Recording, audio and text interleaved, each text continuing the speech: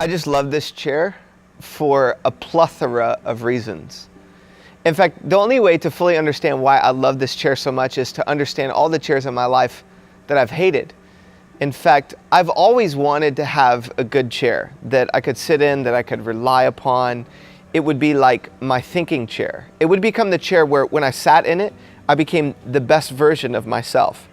And all along the way, there have been a lot of chairs that have disappointed me. There have been chairs that were recycled or given to us, so consequently they smell bad, or maybe there was a leg on the chair that didn't work, so I had to spend gobs of time flipping it over and nailing it back in and screwing the screw into the chair just to make it stand up. And never has there been a chair in my life that has been as comfortable as this chair. So like when I sit here, I guess something just happens where I read and ideas come to me. Sometimes I'll write sermons from this chair. Sometimes I'll have good conversations from this chair. I have a stool that I can kick my feet up in so I can be comfortable in the chair. And one of the things I've really grown to love about this chair is that I can rely upon it. I know that every time I sit in this chair, it's going to hold me up. Every single one of the 4 legs on the chair actually works. See, I've grown to think of faith being a lot like a chair. Let me explain it.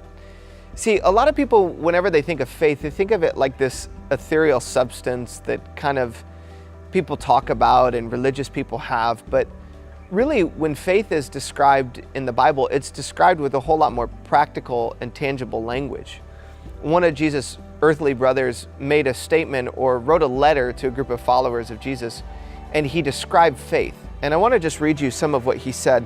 This is from the book of James chapter 2. He said, "What good is it, my brothers, if someone says that they have faith but does not have works or action? Can that faith save him? If a brother or sister is poorly clothed and they lack in daily food, and one of you says to them, 'Go in peace, be warmed and filled,' without giving them their needs for their body, what good is that? So also faith by itself, if it does not have work, is dead. But someone will say, 'You have faith and I have works.' Well," James says, "show me your faith apart from your works, and I will show you my faith. I will give you evidence of my faith by my works." Now, James is not making a statement about salvation and the fact that you can earn your way to God, and if you try hard enough, then you're going to have right relationship with God. He's making a statement about the way faith actually works in our lives, because when a person has faith, when they fully trust, they're willing to move. They're willing to act on that faith. So a definition that I've grown to love in terms of understanding faith is that faith is in essence active trust. So I have faith in this chair every time I sit down in it. I have the active trust that this chair is going to hold me up, that it's going to be reliable, that it's going to be comfortable, that it's going to produce great ideas. I trust in the chair. Now, it's funny though, because a lot of people, when it comes to faith, they would not describe themselves as a person of faith. Maybe you've heard this conversation before, or maybe you've even said this where you're like, I'm just not a person of faith. I'm not a religious person. I hear that phrase all the time here in Silicon Valley in the Bay Area. But the reality is you are a person of faith. In fact, every day you're a person of faith. Every moment you're a person of faith. You are constantly putting your faith in someone or something. Did you know that you're putting your faith in the earth right now as you're standing here on planet Earth or sitting here on planet Earth and it's rotating around the sun? You're putting faith in someone or something. And sometimes we put our faith in the right thing, and sometimes we put our faith in the wrong thing, but we're always putting our faith into something. And oftentimes I notice people, we all want a chair. We all want a place that we can sit. We all want a place that's reliable and comfortable, that's dependable for our lives. So I think we're in the constant search of that place or that person or that thing. So we try a lot of different stuff. We try our jobs. Man, if I could just get the right job that I worked in, and I could find a career that fit with my personality and my wiring, or if I could produce a certain level of income, and then I would be able to rely upon that, and I could get the car I want or the house I want, or if I could find the right boyfriend or girlfriend, people think this, that there would be this kind of happiness or this internal peace that would be experienced. Or if I could get into the right neighborhood, or I could go to the right school, students who will fret, they'll study long hours thinking that if they got into that school, then everything would be set for the rest of their lives. Even times I notice that people will put an unhealthy level of dependence in their spouse. Not that you shouldn't trust your spouse, but if you put anyone in the place that God is supposed to be in your life, eventually you're going to find that they're not going to be able to hold you up. So the question really then becomes not, are you a person of faith? But the question is, where is your faith right now? What are you trusting in? Like if you look back over your life over the last year and you reflect, what is there the greatest amount of evidence that you've put your trust or your faith in?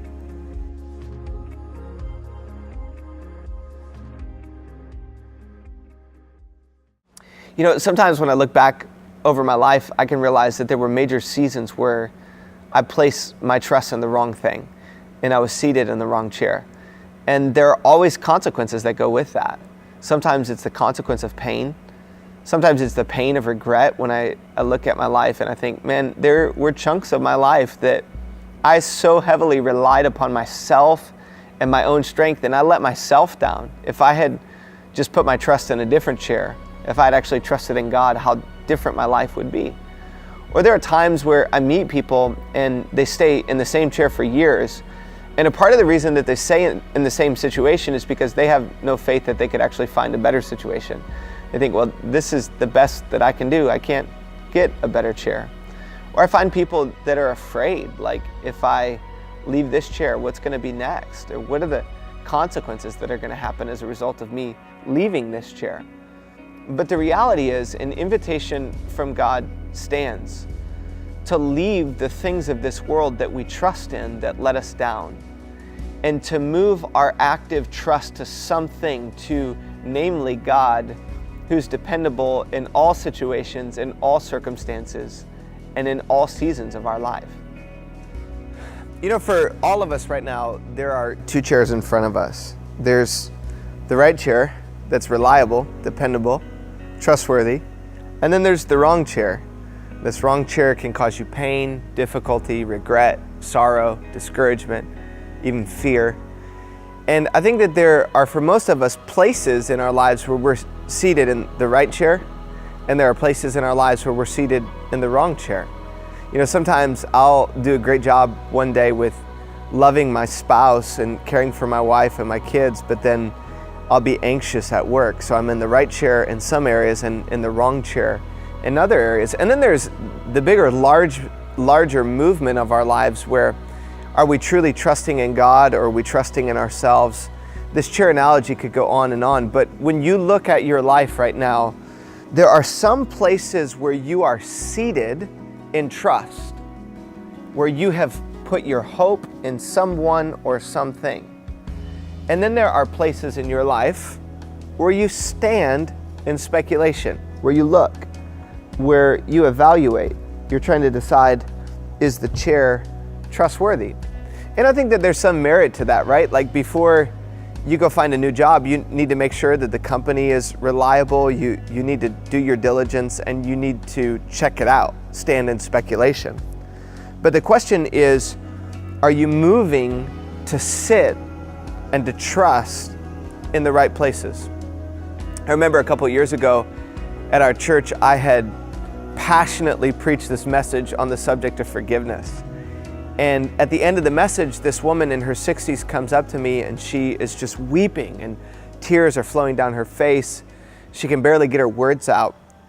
And through her tears tells me that she had made a choice that morning that was pivotal, that changed everything about her life. In fact, she made a decision that day to forgive. But it wasn't just any decision to forgive. She forgave that day her husband who had been dead for years. And she made a decision from in her heart to forgive him for something he had done to her in the past. And that day she sat at the edge of the chair and she said, you know what? I might not be all the way in the chair, but I'm going to try this forgiveness thing out. And what she began to discover when she sat at the edge of the chair was she discovered how reliable the chair was. Because she began to see that when she forgave the way that God asked her to forgive, all of a sudden in her life there was this newfound peace and joy, there was freedom. All of her relationships began to change. She began to experience God's presence in a new, fresh way that she hadn't for years, because she made that one simple choice to trust the edge of the chair. See, for those of you who've never trusted in God with any area of your life, sometimes the beginning of the journey of faith is just to trust the edges. It's to love. When Jesus says to do unto others as you would have them do to you, when you start to love people, you start to see how reliable the ways of God are. And as you discover the ways of God, you actually get to know the heart of God more. And I know a lot of people who've started at the edge, but then as they understood how reliable the chair was, they moved more towards the center.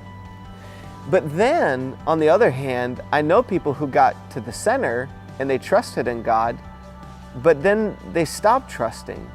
And then they moved back out to the edges. And maybe they would trust God with one area of their life, but not the other area of their life.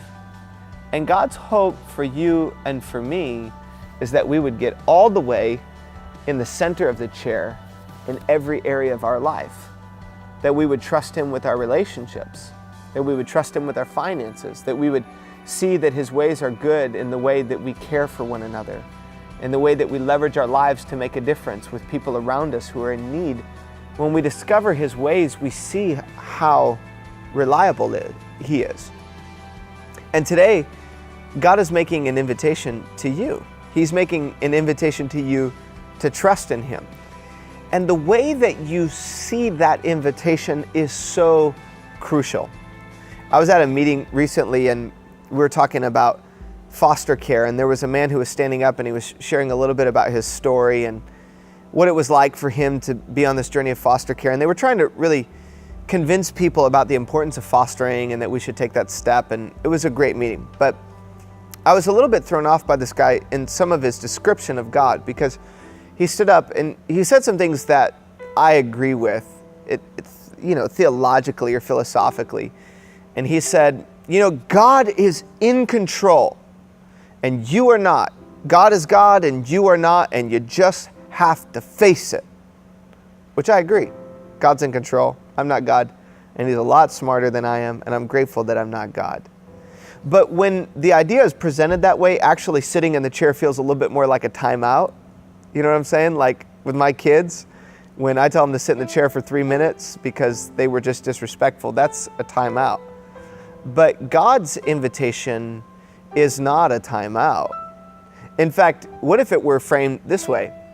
There's a loving God who is sovereign, who's the King of the universe, who's good in all of His ways, and He's great.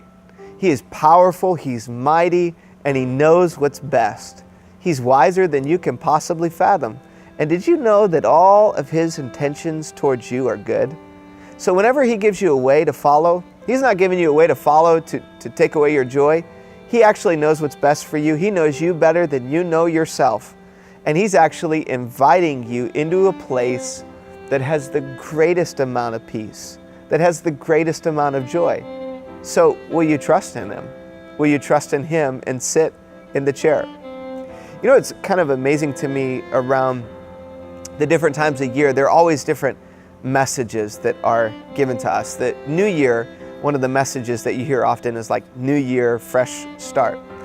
But one of the things I love about God is that there's always an opportunity for a fresh start. In fact, God was really concerned about this, that you could have an opportunity for a fresh start.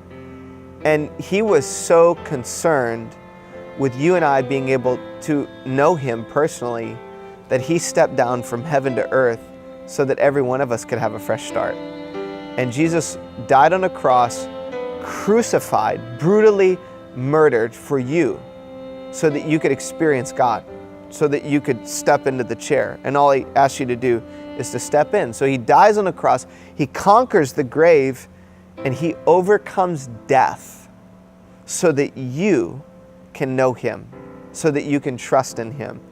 And that's a beautiful invitation For those of us who are followers of Jesus, that invitation should never get old. The reality that the God of the universe loves you and knows your name and wants you to experience more of him. So for Jesus followers, my question to you is, where are the places in your life where you're in the wrong chair?